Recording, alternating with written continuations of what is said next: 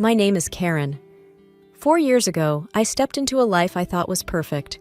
Married at 27 to Michael, a man who promised to carry me in his arms before we even walked down the aisle, I felt like the luckiest woman alive.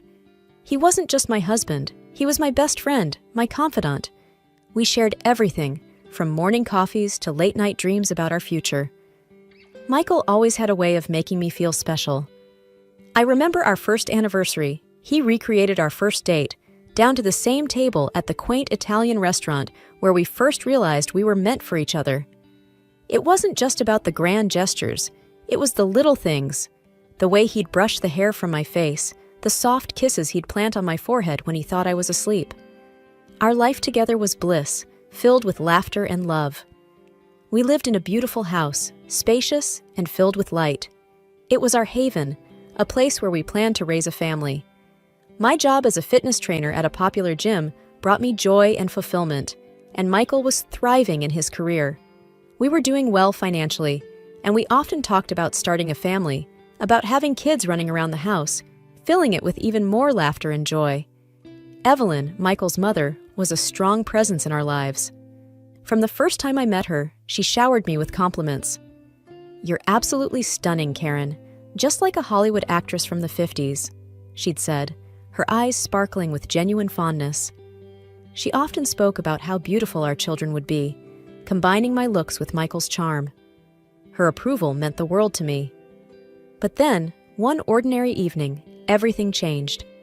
I was driving home from the gym, my mind buzzing with plans for the weekend. Michael and I had planned a small getaway, just the two of us, a chance to reconnect and talk more about our future, about finally starting that family we'd always wanted. As I approached the intersection, a song we both loved started playing on the radio. I smiled, turning up the volume, lost in the moment. That's when it happened. Out of nowhere, a car ran the red light and slammed into my side. The impact was deafening, a cacophony of crunching metal and shattering glass. My head whipped to the side, and pain erupted across my face and body. The world spun wildly, a blur of lights and sounds, and then, as quickly as it had all started, everything plunged into silence and darkness. Waking up in the hospital was like emerging into a world I no longer recognized. My body was a patchwork of aches and bandages. The first few days were a blur of doctors, painkillers, and Michael's face, etched with worry. Michael sat beside me, holding my hand. His voice was gentle, but his eyes couldn't hide his concern. "Hey, how are you feeling?" he asked. I tried to smile, but it hurt. "Like I've been hit by a truck," I joked weakly. He offered a strained smile, but said nothing. The nurses were kind, always checking in, offering comforting words. But their eyes, full of pity, told a story they didn't voice. I knew I was badly hurt, but the extent of it was hidden beneath the bandages that wrapped my face. As days turned into a week, Michael's visits grew shorter, his excuses more frequent. "Work's crazy right now," he'd say, or "Mom needs my help with something." I understood, or at least I tried to, but the silence and the solitude in the hospital room were suffocating. The day came to remove the bandages. I sat in front of a mirror, my heart racing. The nurse, a kind woman named Lisa, offered me an encouraging smile. "Ready?" she asked. I nodded, not trusting my voice. Slowly, she unwrapped the bandages, revealing my reflection bit by bit. The face staring back at me was a stranger's, scarred, distorted, a stark contrast to the woman I used to be. I couldn't hold back the tears. Lisa put a comforting hand on my shoulder. "It's still early days. Healing takes time," she said softly. I barely heard her. My thoughts were consumed by fear. What would Michael think? What would everyone think? I was no longer the woman he married. Michael's next visit was the hardest. He walked in, his usual confident stride faltering as he saw my face. "Hey," he said, his voice barely above a whisper. I looked away, unable to meet his eyes. "It's bad, isn't it?" I asked, my voice trembling. Michael paused, struggling to find the right words. It's not that bad. You're still you." But the way he said it, the way he couldn't quite look at me, spoke volumes. I lay there, feeling a chasm growing between us. The man who had promised to carry me through life seemed lost, unsure of how to bridge the gap that my scars had created. He came out of the hospital room, and I overheard him on the phone. His words, meant to be private, cut through me like a knife. "I don't know, Mom. She became ugly. It's hard to look at her," he said, and there was something like disgust in his voice. I lay in bed, staring at the ceiling, tears streaming down my face. I felt betrayed, not by his words, but by the realization that his love had conditions I was no longer able to meet.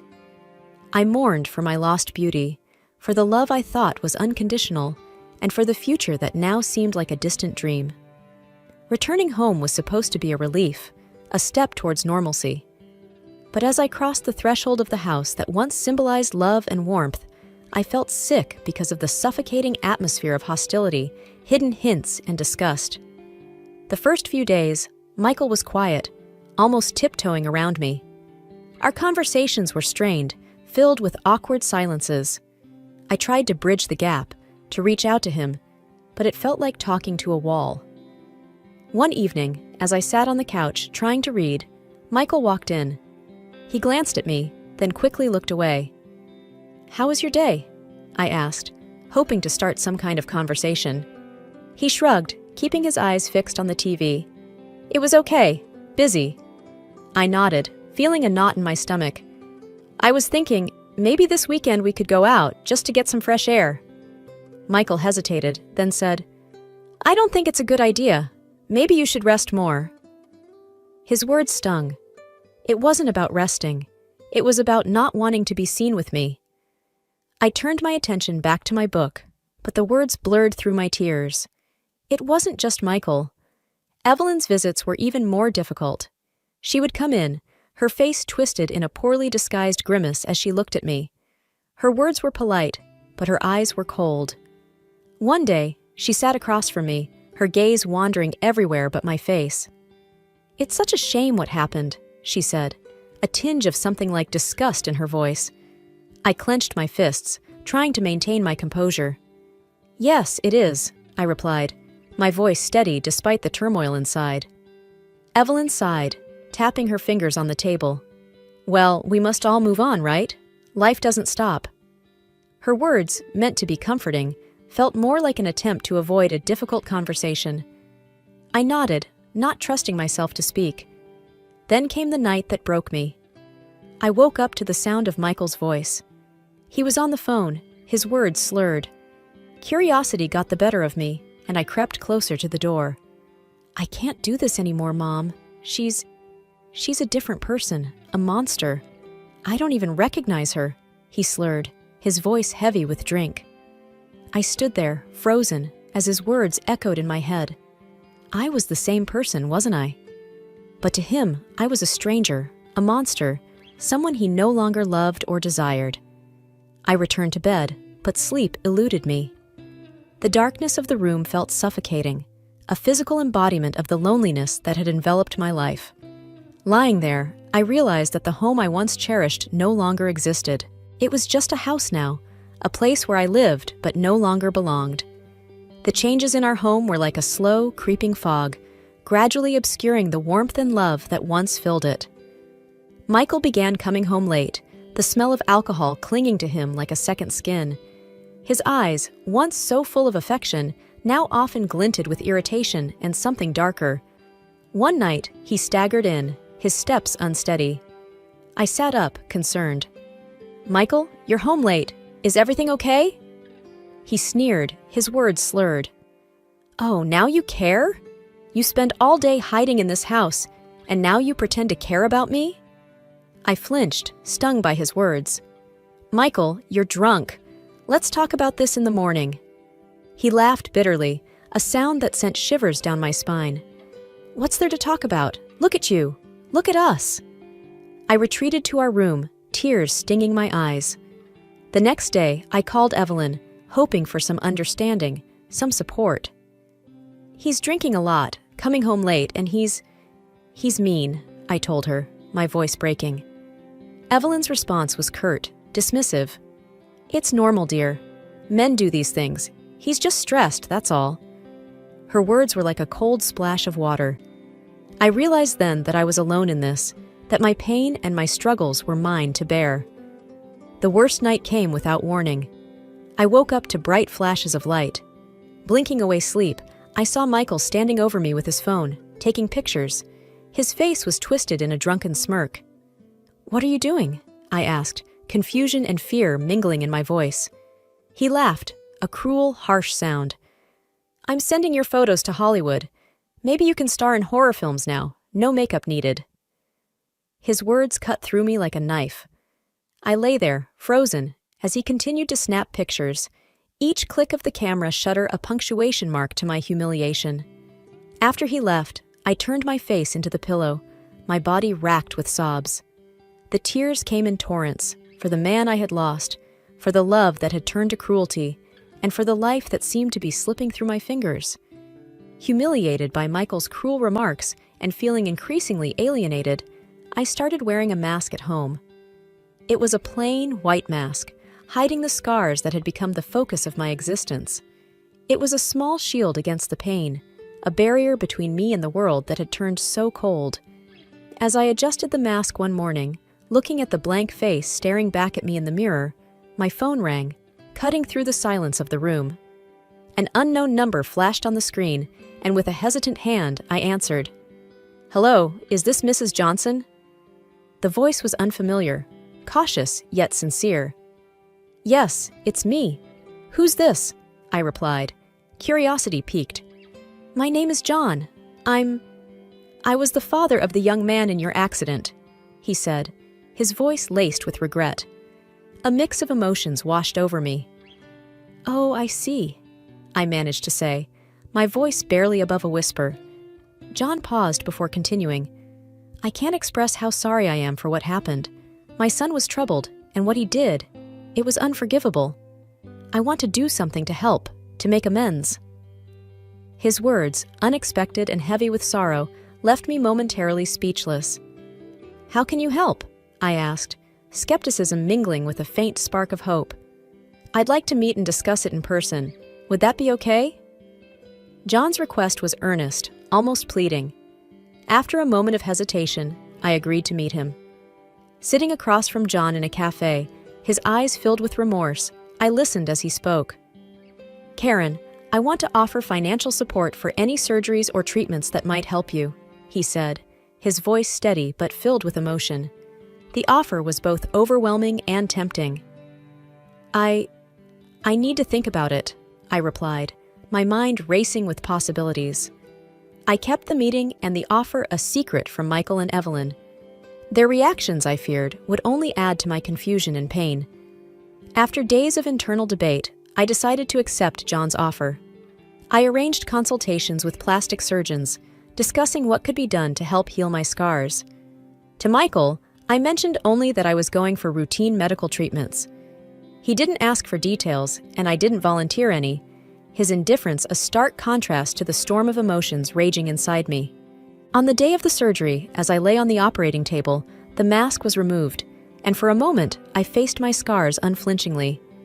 Closing my eyes, I allowed myself to dream, to hope for a future where the woman in the mirror would be someone I recognized, someone whole. Weeks turned into months since the surgery, and with each passing day, my face healed, slowly returning to what it once was. But I kept this transformation hidden under my mask, a secret held close to my chest. Michael, lost in his own world, didn't seem to notice or care. The day I returned home from my final follow-up appointment, the mask firmly in place, I braced myself. Michael and Evelyn were there, their expressions clouded with disdain as I walked in. The air was thick with unspoken contempt, a familiar yet unwelcome presence in what used to be our home. Michael's eyes met mine briefly before he looked away, his lips curling into a sneer. "Look at you, hiding behind that mask. Can't even face the world," he muttered. I remained silent, the mask my armor against his words. Without warning, he thrust a stack of papers towards me. They fluttered to the ground, divorce papers, a stark symbol of our failed marriage. "I'm done with this farce," he spat out. "Sign these and let's end it." I felt a cold calm settle over me. Picking up the papers, I signed them without a word, my pen steady, my resolve firmer than ever. Evelyn, standing nearby, scoffed. "Good riddance. We don't need an ugly reminder of your failure in our lives." Her words, meant to wound, barely grazed me. I had grown beyond their reach. With a small smile playing on my lips, I reached up and removed my mask, revealing my face, almost as it was before the accident. The shock on Michael's and Evelyn's faces was a picture I'd remember forever. Michael's eyes widened, his mouth opening and closing like a fish out of water. Evelyn's hand flew to her mouth, her earlier poise crumbling. But how?" Michael stammered, taking a step towards me. I looked at him, my smile growing. "You were too busy wallowing in your own misery to notice me, to see the person you vowed to love in sickness and in health." Michael's face crumbled, his earlier bravado fading. "Please, let's start over. We can forget all this happened." I laughed, not out of joy, but because of the absurdity of his words. "Forget? No, Michael. I won't forget how you treated me, how you made me feel. I'm leaving, but not because you or your mother want me to. I'm leaving for me." I gathered my bag, my signed divorce papers in hand, and walked past them, out of the house that was no longer a home. Their shocked faces were the last image I took with me, a reminder of how far I had come and the new life that awaited me. Starting over wasn't easy, but it was necessary. I moved into a small apartment, a space that was mine alone. It was here, among unpacked boxes and bare walls, that I began to rebuild my life. Returning to work at the fitness center was a big step. The familiar smell of the gym, the sound of weights clinking. It was comforting. My colleagues welcomed me back with open arms, their smiles genuine and warm. "Hey, Karen, you're back.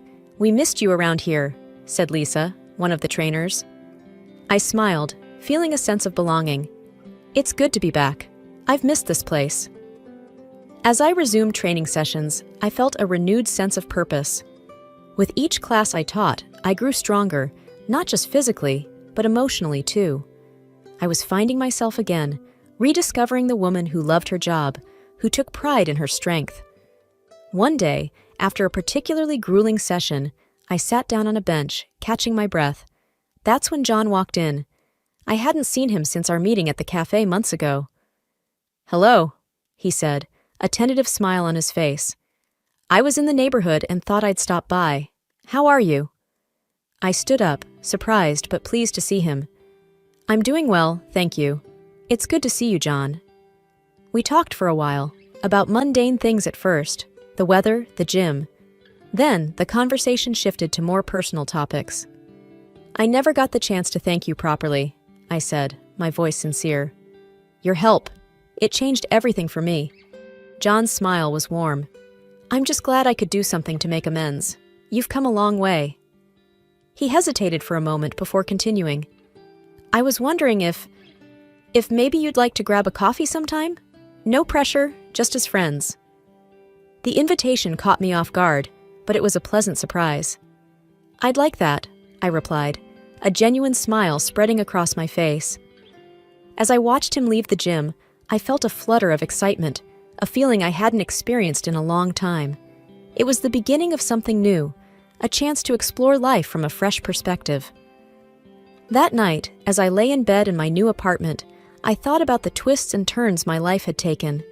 There was still pain and healing ahead, but there was also hope. Hope for a future that was mine to shape.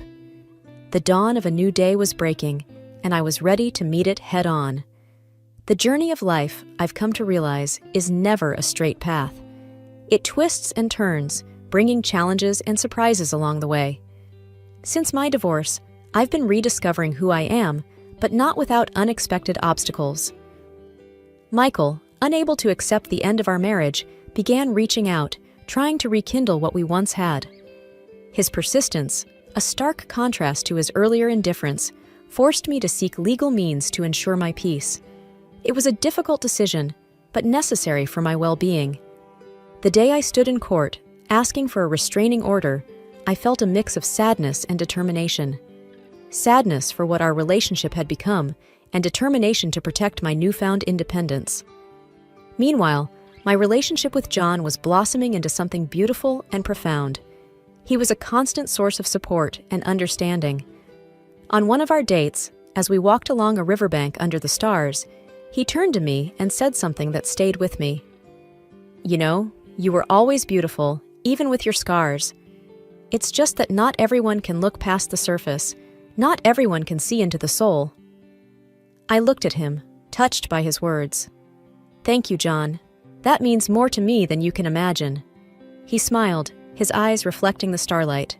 "It's the truth, and I'm grateful for every part of you."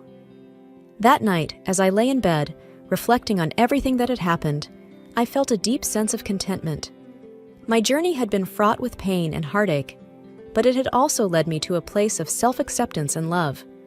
I realized then that the most profound form of love isn't about how we look or what we have. It's about being loved for our soul, for the essence of who we are. John saw me for me, scars and all, and cherished what he saw. Life had come full circle, but in a way I hadn't anticipated. I had lost a life I thought was perfect, only to find a deeper, more meaningful existence.